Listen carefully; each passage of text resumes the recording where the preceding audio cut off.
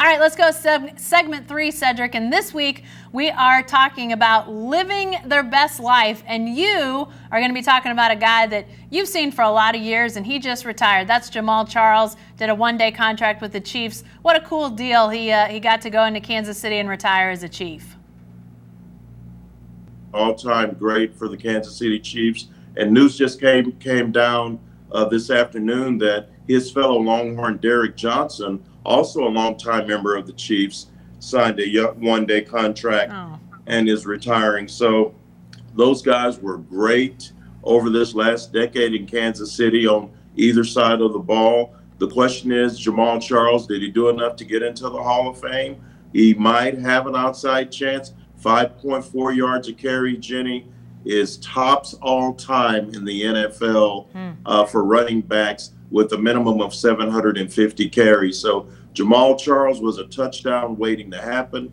He had 7 touchdown carries of 50 yards or more during his illustrious career, 4 Pro Bowls, 2-time first team all NFL. And I saw him during his time at Texas. One game he ran for 130 or so yards in the fourth quarter against Nebraska and left early. And I talked to him about a month ago at a Texas basketball game, and we rode up in the elevator together. And I go, "Are you going to play again? Are you done?" And he goes, "I think I'm done. They've undervalued my position, and it's probably not worth me playing anymore." He still has some jets in those legs. Been a little bit injury prone. Had a couple of knee problems, which slowed him down a bit. But he's still a serviceable running back. But he's called it quits. What a great career. 56th all-time in rushing. And that's ahead of like 5 or 6 guys who are in the Hall of Fame. Yeah. Job well done.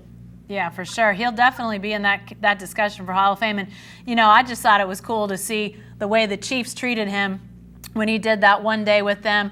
They had all their staff come and sort of, give him a send-off, and really kind of a cool scene. Then he got to take a handoff from Pat Mahomes, who obviously he never played with. Patrick Mahomes just getting that first year under his belt a year ago with the Chiefs as the starter. But, to sort of have that symbolic moment. And I think Jamaal was out there in his suit coat and his dress shoes, and his son was out there with him. Just a lot of cool moments that I'm sure Jamaal Charles and his whole family will appreciate, not only in the moment, but years from now. I do want to, and talking about living their best life, I want to go the opposite, Cedric, with mine, and that's Vince Carter.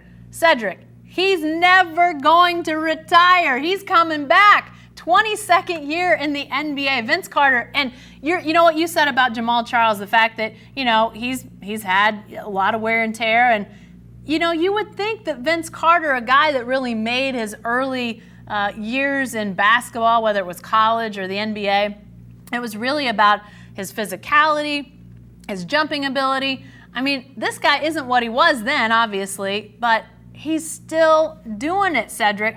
It's just unbelievable to me. It's not unbelievable that he's coming back, because I guess at this point I think, yeah, he's just going to play forever. But still, an amazing story, Vince Carter coming back to play in the NBA. You know what? Dirk Nowitzki just retired, 21 seasons. Vince Carter's going to do him one better. It's been next year, it'll be 20 years since Vince Carter won the slam dunk contest. Wow. And he's going to still be playing basketball. That's amazing. 17.2 points a game for his career. He was Air Canada, and before he became Vinsanity. He's changed his game up, because you're not going to carry a 48-inch vertical into your 40s. So that's like shooting your age in golf. It's just hard to do. So he's still serviceable. He can still play.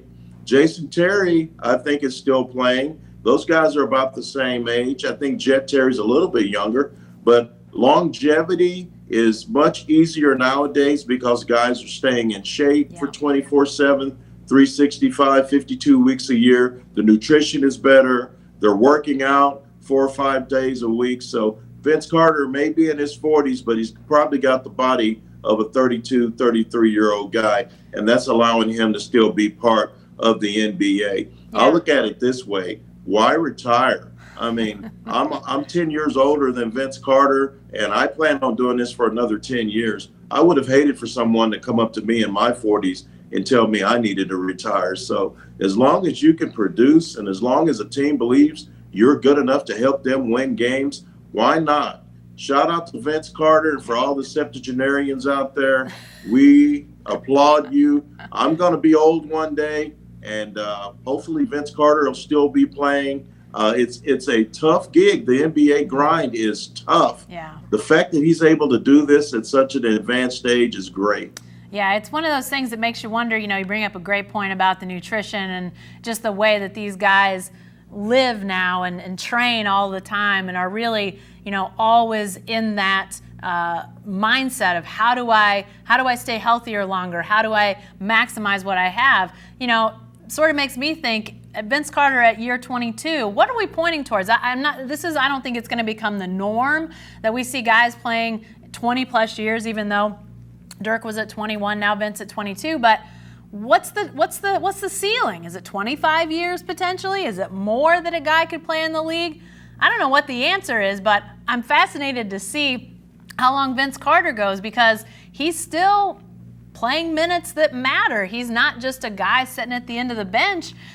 He's not starting, but he's not been relegated to just being a locker room guy. So it's really amazing to see, any type of pro career, 1 year, 1 month, 1 week. I mean, that's impressive. It's such a high bar.